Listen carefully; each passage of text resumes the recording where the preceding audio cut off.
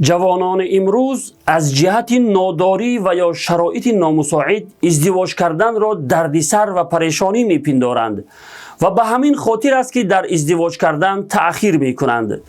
بعضیشان تا به سن 30 سالگی و 35 سالگی و از این هم بیشتر ازدواج نمی کنند. آگاه باشید ای جوانان، ازدواج کردن دردسر و پریشانی نیست، بلکه یکی از سببهای زیاد شدن رزق و روزی انسان است.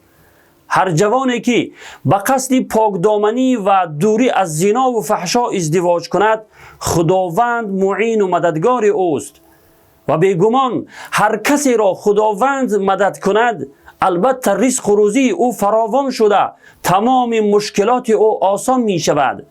در روایت ترمذی آمده است که جناب رسول الله صلی الله علیه و سلم می فرمایند 3 نفری است که مدد کردن آنها بر ذمه خداوند است و یکی از آن 3 نفر کسی است که به خاطر پاکدامنی اختیار کردن و دوری از زنا و فحشا ازدواج می کند.